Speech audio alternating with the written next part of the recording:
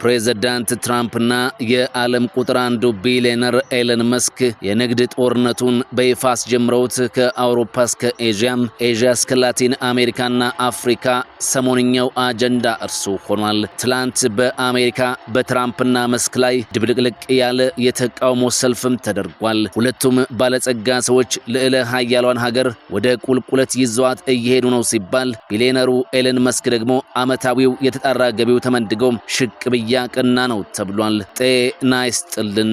ይህ ኢትዮ ስካይ ነው። ለማሪዋና እጽ ትልቅ ፍቅር አለው። ኃጢአቶቼን መቁጠር ከጀመራችሁ በምድር ላይ እንደኔ መጥፎ ሰው የለም። ነገር ግን በጎ ተግባሬን መቁጠር ስትጀምሩ ኃጢአቶቼን የሚያስረሱ ሆነው ታገኟቸዋላችሁ ብሎም ያምናል ቢሊዮነሩ ኤለን መስክ።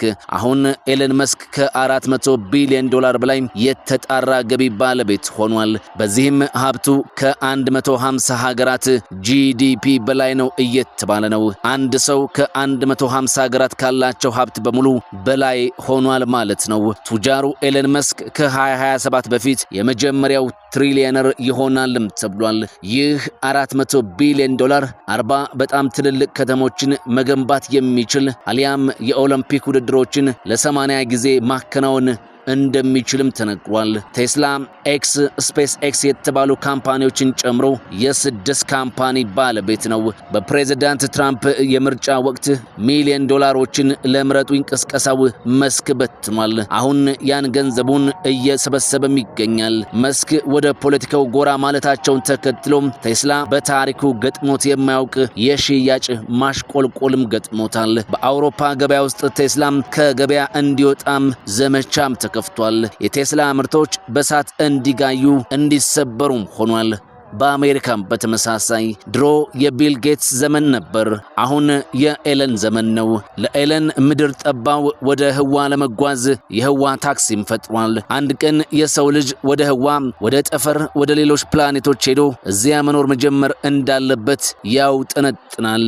መስክ ያሰበውን ሁሉ ሲያሳካም የኖረ የተግባር ሰው ነው ይባላል። ኤለን መስክ የተወለደው በማዲባ ሀገር ደቡብ አፍሪካ ነው። በነ ኦሊቨር ታምቦ ሀገር በነ ዴዝሞንድ ቱቱ ሀገር ከነ ኔልሰን ማንዴላ ምድር ነው ኤለን መስክ የተገኘው። ከነጭ ደቡብ አፍሪካዊ አባቱና ካናዳዊ እናቱ ገና በ10 ዓመቱ ከኮምፒውተር ጋር የሙጥኝ ይል እንደነበርም ይነገራል። በ12 ዓመቱ የሆነች ትንሽዬም የኮምፒውተር ጌም ፈጥሮም ነበር። ኋላ ላይ $500 ሸጣት። ከዚያ በፊት ደግሞ በእኛው ሀገር በየሰፈሩ ጀላቲ እየዞሩ እንደሚሸጡ ልጆች እርሱም ከወንድሞቹ ጋር ቤት ለቤት እያንኳኳ ቸኮሌት ይሸጥም ነበር። ቢዝነስ የዘለቀው ያን ጊዜ መሆን አለበት የሚሉ ሰዎችም አሉ። በእርግጥ አባት እና እናቱም ሀብታም ሰዎች ነበሩ። እናቱ ነጭ ካናዳዊት ናት። ሞዴል ሜይ ትባላለች። አባቱ ነጭ ደቡብ አፍሪካዊ እሳት የላሰ ነጋዴ፣ ተራ ነጋዴ አይደለም ታዲያ፣ ምጡቅ አይምሮ የነበረው ነጋዴ እንጂ። በዚህ ላይ የኤሌክትሮሜካኒካል መሐንዲስ፣ መርከበኛና ፓይለትም ነበር። ስሙ ኤሮል መስክ ይባላል። መስክ እንደሚለው አባቱ የእኩይ ባህሪያት ሁሉ ወደብ ነው።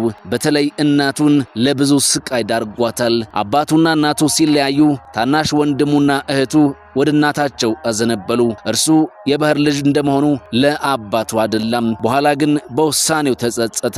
አባቴን በክፋት የሚያለው የለም፣ አይምሮው ምጡቅና የክፋት መሐንዲስ ነበር ይላል። ከአባቱ ጋር ጥሩ ጊዜን አላሳለፈም። በ17 ዓመቱ ወደ እናቱ ሄደ፣ ወደ ካናዳ። አባቱ እንዲህ ያለው፣ በ3 ወርህ ተንከራተህ ተመልሰህ ትመጣለህ ወይ ደግሞ እንደተንከራተትክ ትቀራለህ አለው። ኤለን መስክ በካናዳ ኩዊንስ ዩኒቨርሲቲ ትምህርቱን ቀጠለም። ከዚያ ደግሞ ወደ አሜሪካ ገባም። ከካናዳ በዝውውር ወደ ፔንሲልቬኒያ ዩኒቨርሲቲ ተሻገረም። በዚያም 2 ዲግሪ ሰራም፣ አንድ በፊዚክስ ሌላ ደግሞ በቢዝነስ። የሁለቱ ዲግሪዎች ጥምረት አሁንም ድረስ ኤለን መስክን ይከተሉታል። በፊዚክስ ዕውቀቱ የፈጠራ ልህቀቱን ያሳየናል። በቢዝነስ ዲግሪው ደግሞ ይነግዳል፣ ይበለጽጋል። በትክክልም ኤለን መስክ ዲግሪዎቹን የሚመስል ሰው ነው። እድሜው 24 ሲደርስ ደግሞ ወደ ካሊፎርኒያ መጣ። ሳት ብሎት በስታንፎርድ ዩኒቨርሲቲ ፒኤችዲ በአፕላይድ ፊዚክስ ለመማር ተመዘገበ። ከዚያ ግን ምን እንደነካው አይታወቅም። ወዲያውኑ ጥሎት ወጣ፣ አልተመለሰም። የመጀመሪያ ሚስቱ ጀስቲን መስክ ደራሲ ናት። ኮሌጅ እያሉ ነው የተዋደዱት። መስክ በፍጹም እጅ የሚሰጥ ሰው አይደለም ትላለች። ያሰበውን ሳያሳካም እንቅልፍ አይወስደውም። ፍጹም የበላይ መሆንን ይሻል ካለች በኋላም በሰርጋቸው ዕለት እየደነሱ ሳለም ወደ ጆሮዋ ጠጋ ብሎ የተናገራትን መቼም አትረሳውም። በዚህ ትዳር ውስጥ የበላይ አዛዡ እኔ ነኝ እንዳላትም ታስታውሳለች።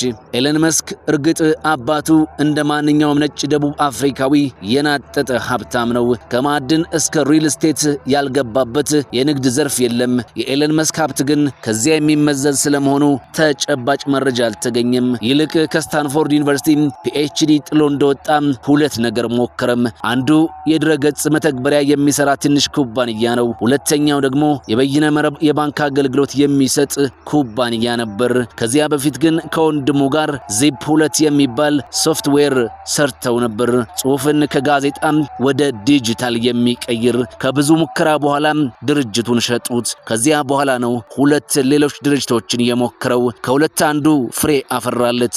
ይህም የበይነ መረብ የባንክ አገልግሎት ሰጪ ኩባንያ በኋላ ፔይፓል በሚል የምናውቀው ክፍያን የሚያቀላጥፈው ኩባንያ። ብዙ ሰው ፔይፓልን ከፈጠሩት መካከል አንዱ ኤለን መስክ እንደሆነ አያውቅም። እንዲያውም ጠቀም ያለ ዶላር ያመጣለት ይህ ኩባንያ ነው ይባላል። የኋላ ኋላም ለኢቤይ ኩባንያ ሸጠው 1.5 ቢሊዮን ዶላር አስገኘለት። ይህን ገንዘብ ይዘው ሌላ ነገር ማሰብ ጀመረም። ከምድር ወደ ህዋ አማተረም። ናሳ ወደ ህዋ በሚያደርገው ጉዞ ብዙ ወጪ እንደሚያወጣ ተገነዘበ። አንዴ የበረረች መንኮራኩር ዳግም አገልግሎት እንደማትሰጥም ተረዳ። ይህ የስፔስ ሐሳቡን ወለደ።